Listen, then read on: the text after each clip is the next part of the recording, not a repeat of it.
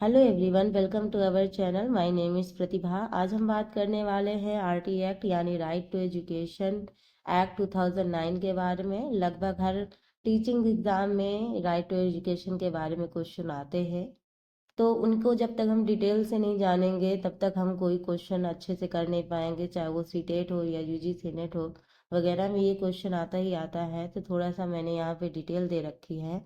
Video last तक देखिएगा। अगर आपको वीडियो अच्छा लगे, पसंद आए, तो ज़्यादा से ज़्यादा लोगों को शेयर कीजिएगा, सब्सक्राइब कीजिएगा और लाइक ज़रूर कीजिएगा। Thank you. चलिए स्टार्ट करते हैं क्लास। तो थोड़ा सा टाइपिंग का एरर हो सकता है, देख लीजिएगा। आरटी अधिनियम 2009 शिक्षा का अधिकार का एक बुनियादी अधिकार बन गया है। टाइटल क्या है?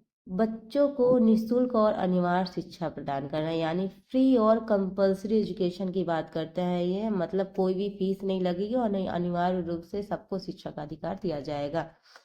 ये डेट पूछी जाती है कि पारित कब हुआ।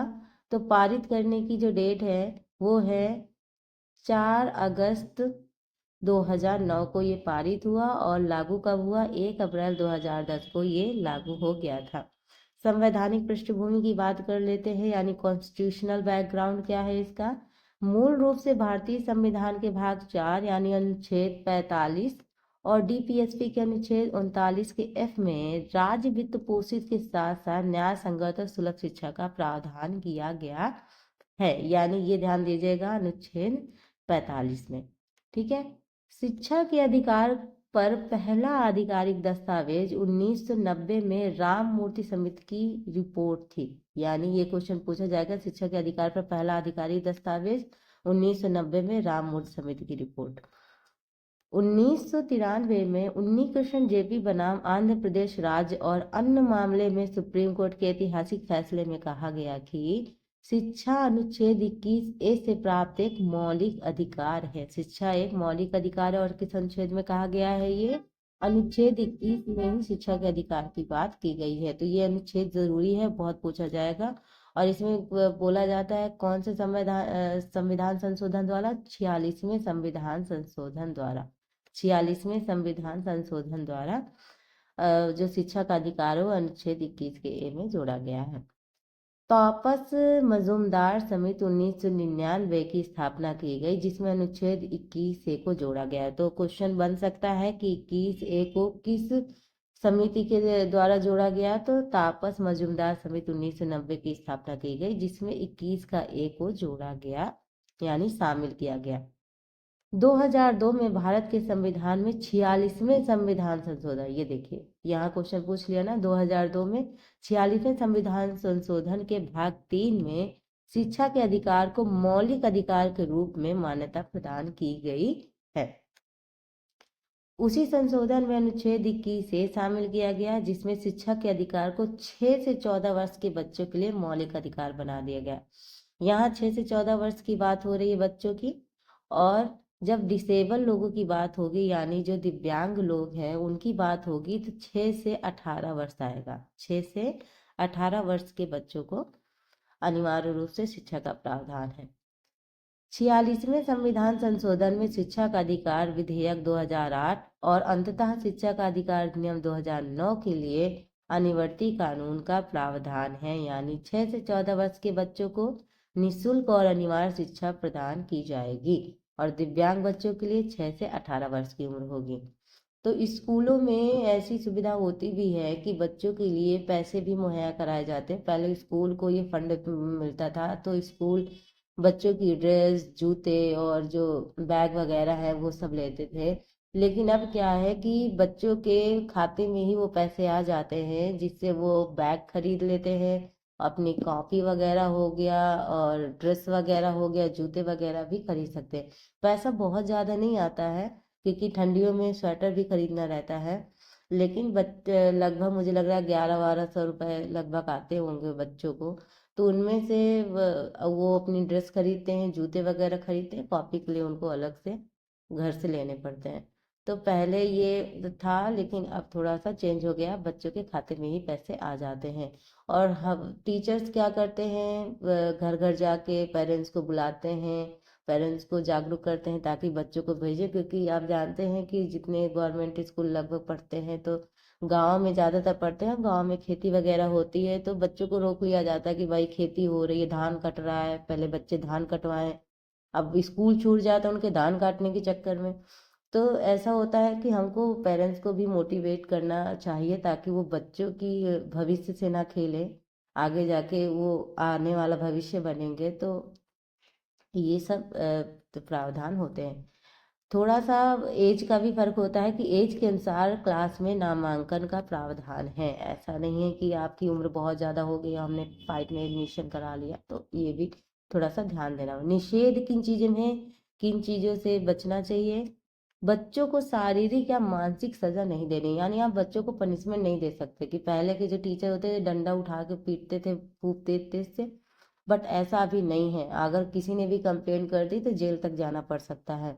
तो बच्चों को ना आप शारीरिक रूप से ना आप मानसिक रूप से प्रताड़ित कर सकते कि कोई गरीब बच्चा आया है, आप उसे बार बार कह रहे हो ये कैसे पहना है कपड़े, ये कैसे है, आप कुछ भी मतलब गलत आप उनको नहीं बोल सकते। मानसिक रूप से आप प्रताड़ित भी नहीं कर सकते, शारीरिक रूप से तो नहीं कर सकते और ना ही मानसिक रूप से कर सकते।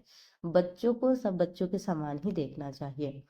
उम्र के अनुसार सीधा नामांकन, कोई भी टेस्ट नहीं। आप ऐसा नहीं कि आप कोई बच्चा एडमिशन कराने आ रहा है तो आप उसका टेस्ट ले रहे हो, यहाँ टेस्ट का प्रावधान नहीं। प्राइवेट में होता है कि हाँ बच्चा स्कूल आता है तो पहले उसका टेस्ट लिया जाता है तब एडमिशन होता है, बट यहाँ पे कोई भी टेस्ट नहीं होता है बच्चे का, डायरेक्ट आप एडमिशन ले लेंगे उम्र के हिसाब से। ठीक है। आपको कोई भी एडमिशन फीस नहीं लेनी है, कोई भी एडमिशन फीस, 1 रुपया भी आपको एडमिशन फीस नहीं लेनी है। गवर्नमेंट टीचर को प्राइवेट ट्यूशन पढ़ाने का मतलब नियम नहीं है, विरुद्ध है। कोई भी अगर गवर्नमेंट शिक्षक है, अब वो प्राइवेट ट्यूशन भी एक्स्ट्रा जाके पढ़ा रहा है तो ये कानून के विरुद्ध है, आप पे कार्रवाई हो सकती है। मतलब उस टीचर पे कार्रवाई हो सकती है जो एक्स्ट्रा क्लासेस ले रहा है पैसे कमाने के चक्कर में। बिना मान्यता के स्कूल चलाना मना है, आपका स्कूल बंद हो सकता है अगर आपने मान्यता नहीं ले रखी है। प्राइवेट स्कूल में बीपीएल छात्रों को 25% की अतिरिक्त छूट का भी प्रावधान है। रेशियो क्या है स्कूल में? रेशियो यानी 30 बच्चों में एक शिक्षक प्राइमरी स्तर पर होना ही चाहिए और उच्च प्राथमिक स्तर पर 35 बच्चों में एक टीचर अनिवार्य रूप से होना चाहिए, प्रिंसिपल अलग से, यानी प्रिंसिपल भी अलग से। प्राथमिक स्कूल के बच्चों के घर से स्कूल 1 किलोमीटर के दायरे में होना चाहिए, उच्च प्राथमिक स्कूल में 3 किलोमीटर। ये बहुत इंपॉर्टेंट है, ये याद रखिएगा कि यानी अगर प्राथमिक विद्यालय है यानी प्राइमरी है तो ये आपका 1 किलोमीटर, और अपर प्राइमरी है यानी 3 किलोमीटर के अंडर पर स्कूल होना चाहिए। स्कूल की सुविधा होनी चाहिए ताकि बच्चों को बहुत ज़्यादा दूर न जाना पड़े, क्योंकि आप जानते हैं बहुत ज़्यादा दूर के चक्कर में भी लोग लड़कों को तो भेज ही देंगे, लड़कियों को तो बिल्कुल नहीं भेजेंगे कि यार तुम इतनी दूर कहाँ जाओगी, घर पे बैठ के रोटी बनाओ। ये वास्तविकता मैं आपको बता रही हूँ कि अभी भी गांव में ऐसी चीज़ें हैं कि छोटी छोटी बच्चियां खाना बना के स्कूल आती हैं। तो ये सब चीज़ें पेरेंट्स को सोचनी चाहिए कि जो उम्र उनकी पढ़ने की है वो उस उम्र में आप उनसे खाना बनवा रहे हो, तो बच्चे का भविष्य तो वैसे भी खराब हो गया। तो इसी वजह से स्कूल इतना पास रखा गया है ताकि बच्चे आसानी से स्कूल पहुंच पाए, स्कूल से आसानी से घर आ पाए, ज़्यादा उनको दिक्कत ना हो। क्लास 1 to 5 एक वर्ष में कम से कम 200 वर्किंग डेज स्कूल खुलना चाहिए, ये इंपॉर्टेंट है, ये पूछा जाता है। और अपर प्राइमरी यानी 6 to 8 में 220 वर्किंग डेज होते हैं। ठीक है। अब देखो 1 से 5 तक के जो टीचर होते हैं वो पीआरटी में होते हैं, 6 to 8 टीजीटी वाले में, और 11 से 12 पीजीटी वाले में। आप फॉर्म भरते हैं ना, एमए उमे कर लिया है तो पीजीटी हो गया और टीजीटी हो गया। तो कुछ इम्पोर्टेंट है जिसको हिंदी में नहीं समझ में आया, थोड़ा सा मैंने यहाँ इंग्लिश में भी दे रखा है। यानी meaning of right to education, यानी फ्री और कंपल्सरी एजुकेशन की बात करते हैं। और ये आपका 4 अगस्त 2009 में पारित हुआ है। और 21 का ए में, आर्टिकल 21 के ए में शिक्षा के अधिकार की बात की गई है। राइट टू एजुकेशन एक्ट यानी 46वें संविधान संशोधन 2002 के तहत 21 के ए को जोड़ा गया है और ये फिर कंपलसरी की बात करता है। और right RT act come into effect on 1 अप्रैल 2010, यानी 1 अप्रैल 2010 को ये लागू हो गया था। यानी ये पारित कब हुआ? 4 अगस्त 2009 को, और लागू कब हुआ? 1 अप्रैल 2010 को। ये डेट याद रखेगा। तो ये रहा आज का आपका क्या कहते हैं क्लास। अगर आपको ये क्लास अच्छी लगी हो तो लाइक करें, सब्सक्राइब करें और ज़्यादा से ज़्यादा लोगों को शेयर करें। मैं ऐसी इन्फॉर्मेटिव वीडियो आप लोग के लिए लाती रहूँगी। Thank you for watching.